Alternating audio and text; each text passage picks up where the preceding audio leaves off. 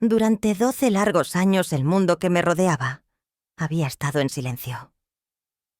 No en paz, sino en un vacío palpable, un silencio que acentuaba todo lo que se había guardado en secreto, que alargaba la distancia entre las personas y convertía cada gesto de simpatía en un rompecabezas que no podía resolver.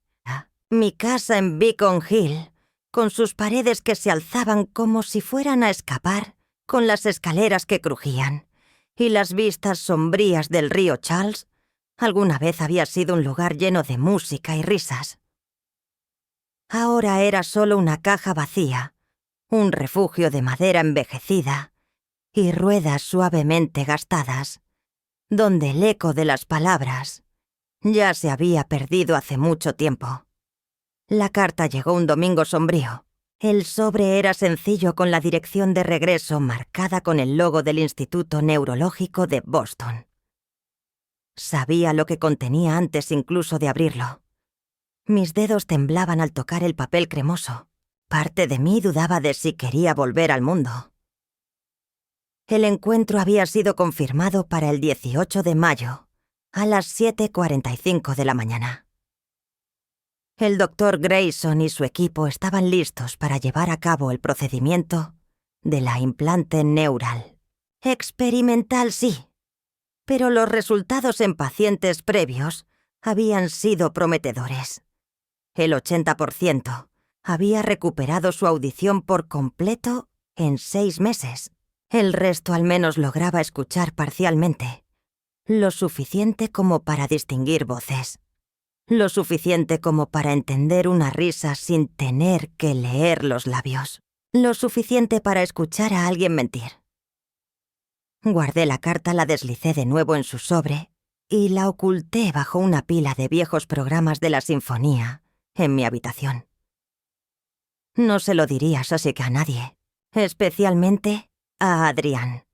Le llamaba una vez a la semana, a veces menos. Su tono siempre profesional, como si estuviera evaluando a un paciente mayor, cuyo estado se volvía cada vez más incierto, lo que en cierto modo no estaba tan alejado de la realidad. A medida que mi audición empeoraba, sus visitas se volvían más escasas. Sus pacientes, más jóvenes. Siempre sonreía así, pero sus ojos parecían estar en otro lugar, siempre calculando. Siempre esperando. Necesitaba saber. Sin la presentación, sin las palabras abiertas para la madre pobre y vieja, que ya no podía escuchar. Necesitaba escuchar lo que decía cuando pensaba que yo no lo oía. Esa noche le dije a Mireya. Estaba preparando el té en la habitación del sol. La luz de la primavera se filtraba suavemente a través de las ventanas. Observaba cómo sus manos se movían con calma y precisión como siempre lo hacía. Me tomé mi tiempo escribiendo lentamente. El próximo viernes. La cirugía ChatGPT ya no hoy. Sus ojos se abrieron de par en par y en un impulso su mano fue rápidamente a su boca. «¡Dios mío!», susurró volviendo a afirmar con más fuerza. «Gracias a Dios, lo conseguí», dijo tocando su dedo con una intensidad que no dejaba espacio para dudas. «Nadie puede saberlo», exigió mientras sus lágrimas caían sin poder contenerse. «Prométemelo», gritó con la voz entrecortada. La urgencia de su súplica resonó en la habitación mientras las cucharas de té hacían un sonido metálico al chocar con el plato como si el tiempo mismo se hubiera detenido. «Tienes mi palabra», respondí intentando ofrecerle algo de calma, aunque la tensión en mi pecho me decía que las palabras no eran suficientes. La sala permaneció en un pesado silencio, y la tranquilidad que nos rodeaba me hizo pensar en todo lo que había quedado atrás. No había sonidos del viento, ni el canto de los pájaros, ni el eco lejano del violonchelo que alguna vez tocaba. Lo único que deseaba en ese momento era escuchar el bullicio de la gente. Quería escuchar a mi hijo, escuchar la vida misma fluyendo de nuevo. El próximo verano Adrián vendría a cenar. Como siempre, Adrián llegó justo después de las 6. El aire primaveral aún llevaba el frío del atardecer, pero él no llevaba una camisa, solo un elegante blazer navideño, que le quedaba igual de bien como si lo hubiera usado por años. Caminó por la puerta con esa familiar seguridad, seguido de cerca por Blythe, quien lo acompañaba con una gracia ensayada, besando el aire cerca de mí con una sonrisa forzada. «¡Qué bien te ves!», exclamó madre enfatizando cada palabra como si estuviera hablando con un niño. «¡Tan elegante! Mireia está cuidándote bien, lo noto». Me sonrió de manera cortés y me dio un abrazo suave como quien busca dar una imagen que no coincide con lo que realmente siente. Mientras tanto, mi bloc de notas ya estaba en mis manos y el lápiz comenzaba a flotar sobre el papel, como si mis dedos lo hicieran sin pensar. «¡Qué gusto verlos a ambos!», exclamé. «La cena está casi lista». Blythe, con su bolso en mano, parecía que quería hacer todo lo posible por no parecer demasiado casual. Sus ojos recorrieron la casa analizando cada rincón, con la precisión de un comprador inspeccionando una propiedad. Se detuvo un momento en el cuadro antiguo que colgaba sobre la chimenea, y sus ojos examinaron mis pertenencias como si fueran una lista que tuviera que memorizar. Adrián, con una sonrisa distante, puso su mano en mi espalda, más por costumbre que por cariño. Su gesto fue breve, como si quisiera mantener la distancia. Luego comenzó a hablar de nuevo con una calma artificial que me hizo sentir incómoda, como si estuviera midiendo cada palabra. «Sabemos que tienes mucho que gestionar en esta casa», dijo con un tono que intentaba ser suave, pero que de alguna forma sonaba como una crítica. «¿Has considerado vender la casa de vacaciones? ¿Consolidar las cuentas de inversión, tal vez?» Me mantuve sonriendo, pero por dentro mis dedos se apretaron alrededor del lápiz como un gesto involuntario. La pregunta me había tocado y lo sabía. El simple hecho de mencionar la venta de la casa fue suficiente para recordarme que todo lo que había construido lo había perdido. «Lo consideraré. Vamos a comer primero», escribí. En la habitación, Mireia había preparado unos huevos de vaca deliciosos y me encantaban.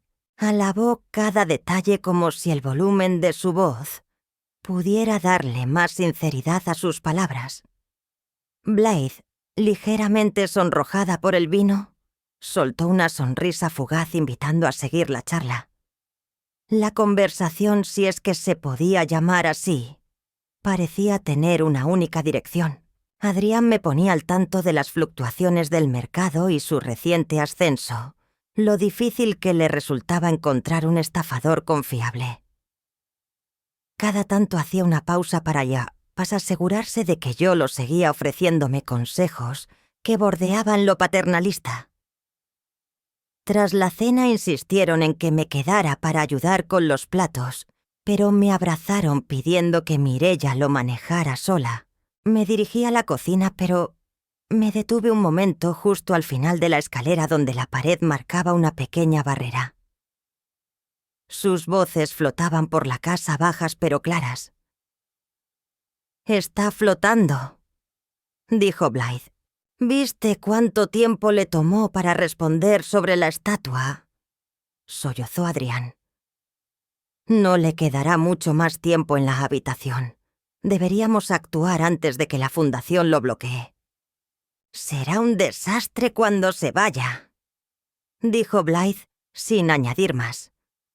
Solo escuché el suave sonido de la copa de vino cuando la dejó. Pasé a la cocina. Las manos apenas se movían. Cuando se fueron, Adrián me besó otra vez con un «cuídate bien, vale. Vendremos de nuevo pronto», grité y abrí la puerta. Luego me volví hacia la sala donde Mireia estaba secando el último plato. Abrí el tazón, saqué el envase de debajo de los programas de la sinfonía y lo dejé en la mesa. En 7 días los escuchaba sin querer esconderme. Primero el bajo zumbido de la luz fluorescente, luego el sonido rítmico y suave de un monitor cardíaco. Mantuve los ojos cerrados por miedo de que al abrirlos pudiera romper la ilusión. Pero los sonidos seguían allí. No se desvanecieron, más bien se alargaron. Una puerta se abrió. Los pasos llegaron hasta las alas de papel. Luego una voz, baja y calculada. «Mrs. Marrow, ¿me escuchan?» Abrí los ojos. El Dr. Grayson se encontraba junto a mí, su rostro amable surcado por una sonrisa. Lloré despacio. Luego grité las palabras que había repetido en mi cabeza 1000 veces. «Sí, puedo escucharte». El sonido de mi voz me sorprendió. Salió más suave de lo que recordaba, insegura como un gruñido que despertaba. Pero estaba ahí, y era mía. La sonrisa del Dr. Grayson se profundizó. Remarcable. La mayoría de los pacientes no reaccionan tan rápido. Apenas había registrado su explicación sobre los horarios de sueño y los tiempos de adaptación. Ahora lo escuchaba todo. El rasgueo de su lápiz sobre el gráfico, el murmullo suave de una enfermera en el pasillo, el sonido distante de una máquina de café. El mundo había vuelto a su cauce. Y con ello volví a mi propósito. Más tarde Mireia apareció con un ramo de lilas y unos ojos que ya no podían esconder su cansancio. Se sentó junto a mí y preguntó por mi mano. Lo logró, su voz temblaba como si temiera que se tratara de un sueño. Lloré. Grité. Sí, lo logró. Las lágrimas se derramaron de sus ojos.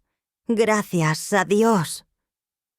Le apreté los dedos suavemente, pero aún no le habíamos contado a nadie. Aún no. Su ceja se levantó. ¿Aún quieres seguir con esto? Pretender que mi cabeza se gira hacia la ventana donde los cristales se rompen lentamente con el viento de la tarde. Piensan que soy tonta. Déjalos. Es la única verdad que me han dicho. «Mireia», gritó limpiándose las lágrimas con el borde de su bufanda. «Seguiré tus pasos, señora. Solo dime lo que necesitas». A la mañana siguiente me dieron de alta con un bolso lleno de instrucciones y una luz verde que parecía obligarme a reanudar mi vida con cautela. Nada de ruidos fuertes, nada de sobrecarga sensorial, reintegración gradual. Pero a mí no me importaba la moderación. Dentro de mi casa había demasiadas dudas, demasiados secretos y una voz que nadie sabía que existía. Cuando llegamos a la casa en Beacon Hill, salí al aire fresco de la mañana y ya podía escuchar el sonido de las llaves girando por dentro. 2 días después de la cirugía, la casa ya no olía y Tompus a tumba. Respiraba de nuevo. Cada campanada del reloj de mi abuelo, cada crujido de las paredes, cada ruido lejano de la ciudad, tenía una voz que había olvidado. Me movía con cautela adaptándome al eco de los sonidos, permitiendo que las paredes me enseñaran cómo vivir de nuevo. Adrián me llamó esa mañana. Mireia contestó el teléfono como solía hacer. Estaba en el estudio con la puerta entreabierta cuando ella entró y me entregó el teléfono, el sonido del auricular vibrando en mis manos. Presioné el botón y lo dejé sobre la mesa mientras me dirigía hacia un rincón de la habitación fuera de su vista. «Sí, sé que el tiempo apremia», dijo Adrián. Su voz era clara, pero algo de tensión se notaba en ella. «Pero estamos hablando de diversión momentánea. No es como si ella siquiera estuviera controlando los balances todavía. Estamos manejando su exposición». Hubo una pausa. Después una risa vacía de cualquier emoción sincera. «Sí, la estructura está bien. Estoy trabajando en eso. Solo mueve los fondos a la cuenta de mantenimiento para el viernes. Líneas limpias sin banderas». Colgó antes de que Mireia regresara con el té.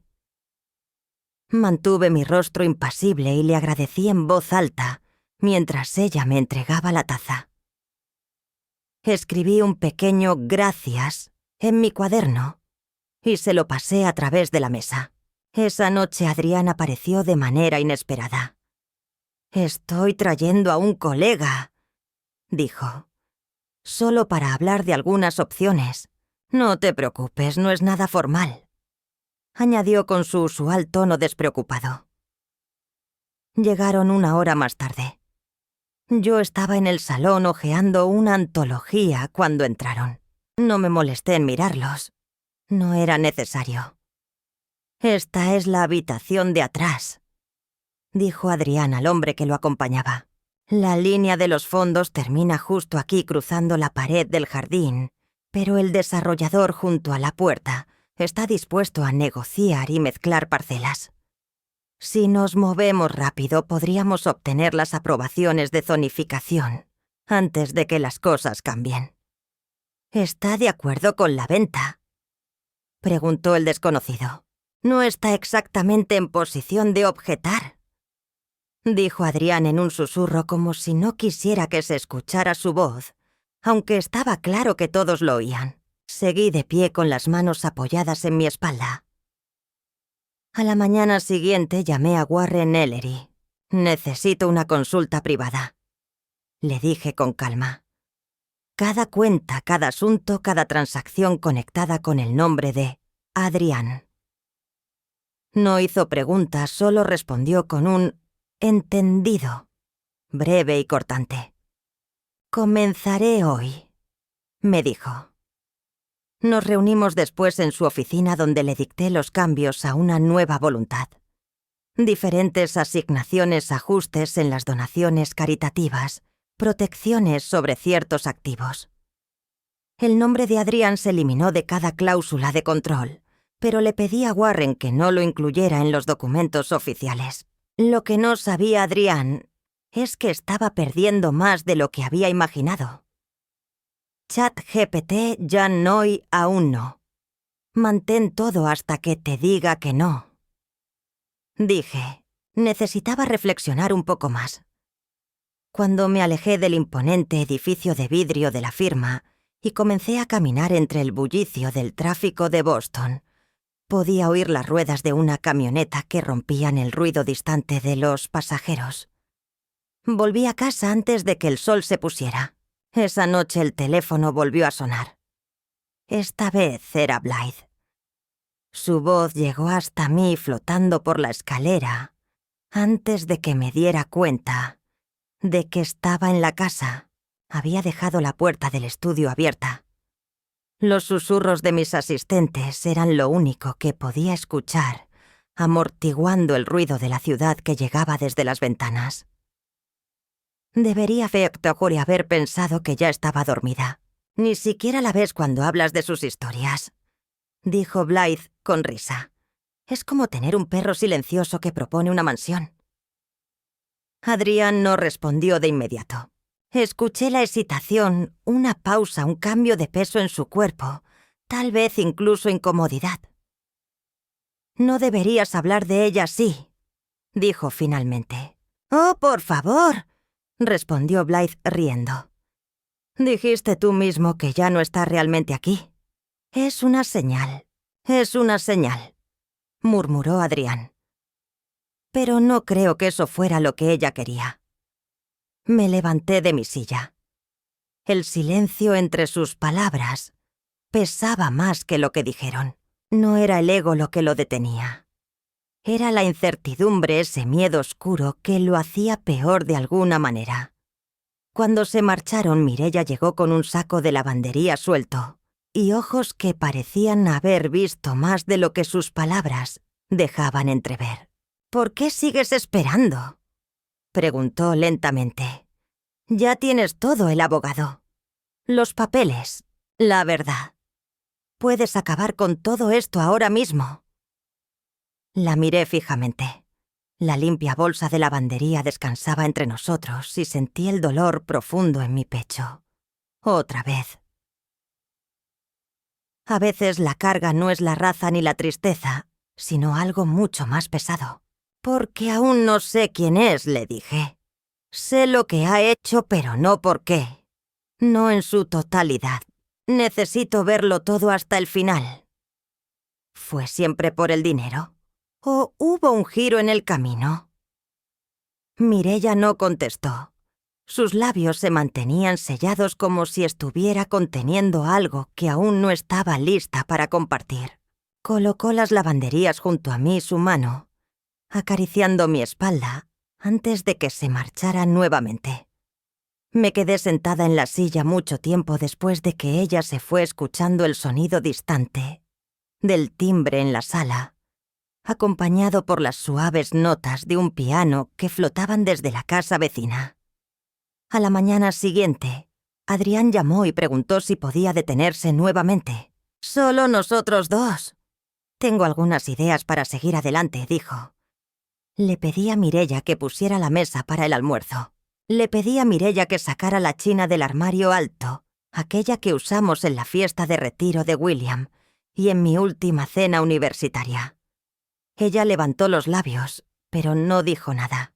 Solo preparó la mesa con una gracia que parecía surgir de la suavidad de los cristales, los tenedores de plástico de plata, abriéndose como lilas delicadas. Elegí el bordó del almuerzo sabiendo que Adrián no podría resistirse. Era un vino tan viejo que superaba a muchas personas que podría mencionar.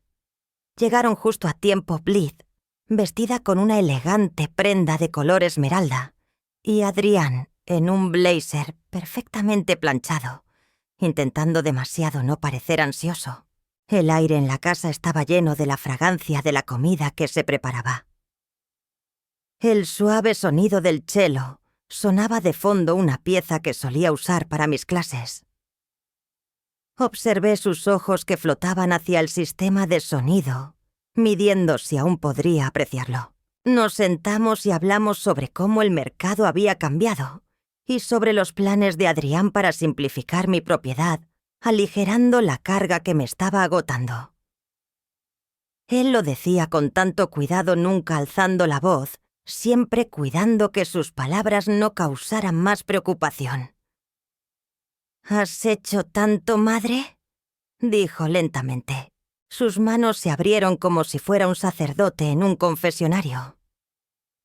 «Déjame cuidarte ahora con solo unos pocos detalles que te alivien de la logística. Nada cambiará día a día». Blythe lo interrumpió al lado de él, su rostro esculpido en una expresión de apoyo suave.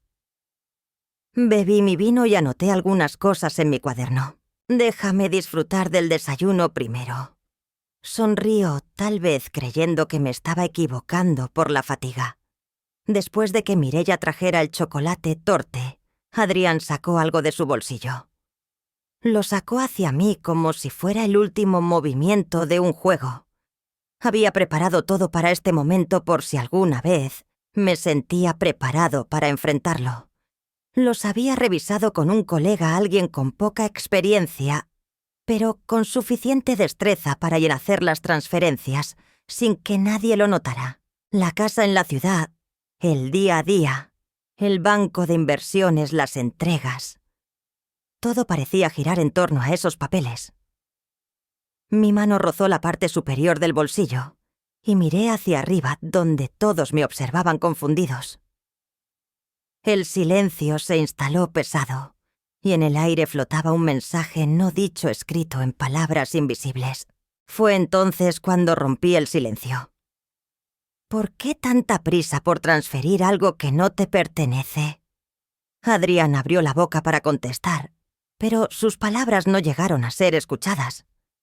La mano de Blythe tembló, y el vaso de vino que sostenía cayó, esparciendo su contenido por la mesa con un sonido que cortó la tensión. La música se detuvo. Adrián me miró como si me hubiera levantado de entre los muertos. ¿Tú? Mi voz retumbó en la habitación, llena de rabia contenida, como si todo lo que había guardado dentro durante semanas hubiera explotado en un solo grito. Blythe, aún temblando, se apartó de mí. Su pañuelo resbaló de sus manos mientras evitaba mis ojos. He escuchado todo, cada palabra, cada plan, cada burla sobre mi silencio. Lo he oído todo. El rostro de Adrián se desfiguró, palideció, mientras su mirada se fijaba en el bolsillo que estaba entre nosotros, sin que ninguno de los dos se atreviera a tocarlo. El silencio se alargó como si el tiempo hubiera dejado de moverse. Incluso el sonido del cello que antes nos envolvía parecía haberse apagado. Alargué la mano, tomé el bolsillo y lo miré fijamente.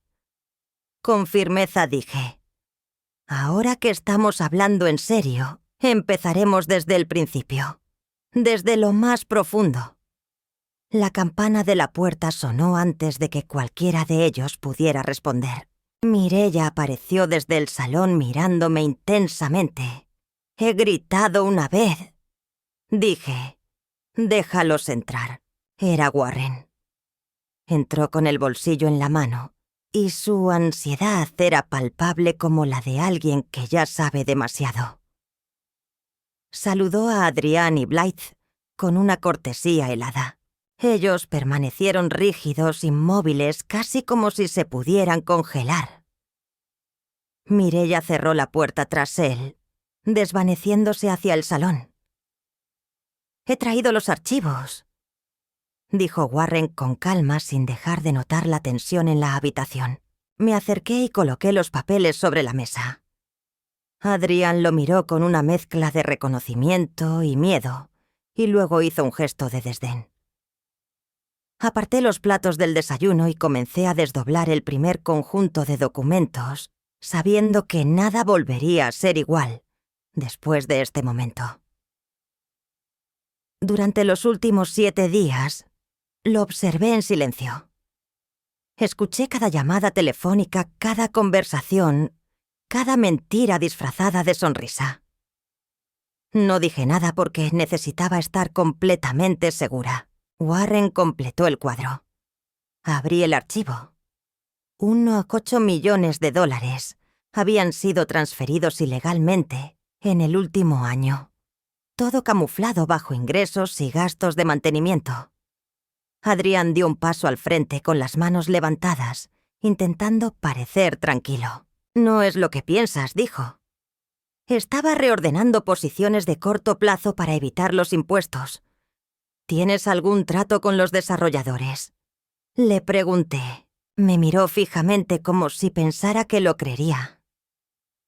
«Es una promesa de cambio de propiedad para una torre de lujo cerca de la puerta», continuó como si fuera la respuesta que debía tranquilizarme. Blythe limpió su boca con un pañuelo mirando a Celeste con un destello de incomodidad. «Esto se siente muy repentino», dijo desviando la mirada. Yo ya no estaba tan segura. «Tal vez deberíamos hablar de esto en privado», le respondí sin moverme. Me reí en silencio. Adrián me llamó un perro silencioso y se acercó tratando de tranquilizarme. Su voz se quebró. «Por favor, no entiendes. Pensé que nunca lo escucharía decir eso. Pensé que el silencio era suficiente permiso», le contesté sin levantar la voz.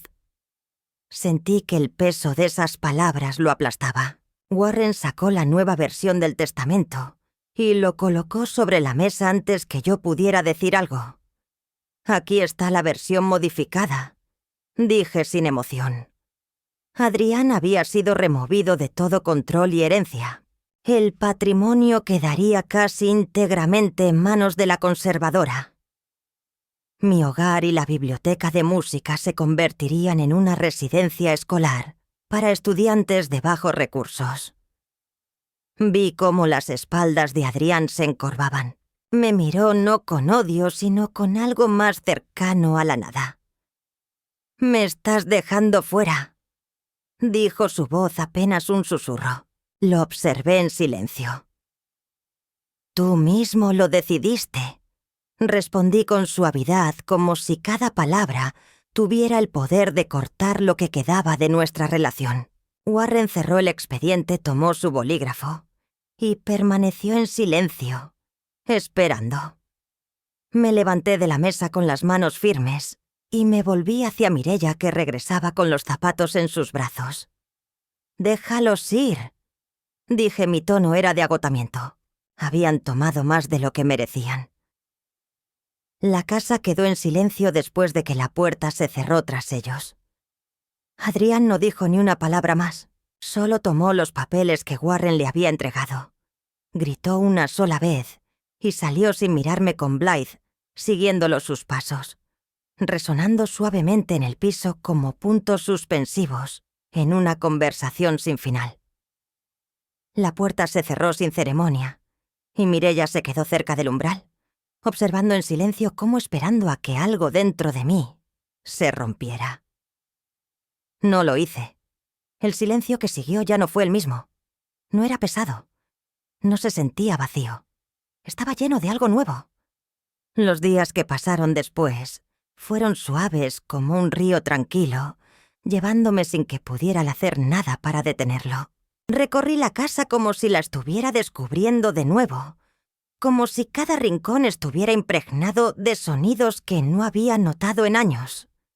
El tintinear de una taza al ser puesta sobre la mesa, el zumbido del refrigerador, el crujir de las hojas cuando el viento les daba vida. Una tarde me encontré atrapada frente al piano en la habitación trasera. No lo había tocado desde el funeral de William. Me senté en el suelo y levanté la tapa del piano con delicadeza, dejando que mis dedos rozaran las teclas, como si estuviera saludando a un viejo amigo que no sé, tal vez, aún me recordaba. Toqué una nota, luego otra, después un acorde, y entonces lloré. No era tristeza lo que sentía, sino una extraña liberación. Estuve horas tocando esa tarde. No lo hacía de manera perfecta ni con el control que alguna vez tuve, pero había en mis manos una suavidad que nunca antes me había permitido mostrar. Mis dedos volvieron a encontrar su camino sin permiso, sin pensar. Las semanas pasaron igual cálidas en el mejor sentido. Caminaba por las calles de Boston cada mañana temprano, escuchando el bullicio de los periódicos, siendo repartidos los ladridos de los perros en sus rutinas, el coro de la vida que antes era solo ruido de fondo, y ahora se convertía en una invitación abierta. Un día Mireia apareció en la cocina con un periódico arrugado en la mano. Lo dejó suavemente sobre la mesa junto a mi té. «Él está enseñando», me dijo. «Adrián, hay un programa de artes en Dorchester. Lo contrataron la semana pasada. El profesor de música». Leí el artículo despacio. Su nombre estaba al final debajo de un artículo sobre el restablecimiento del acceso a la educación artística. No mencionaban nada de mí ni del dinero.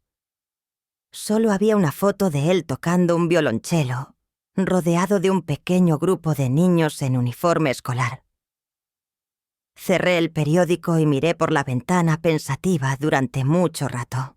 Tal vez esta era la versión de él que debía haber borracho de su propio legado, sumido en su título rodeado de su soledad. Y tal vez, solo tal vez, él también comenzó a escuchar algo.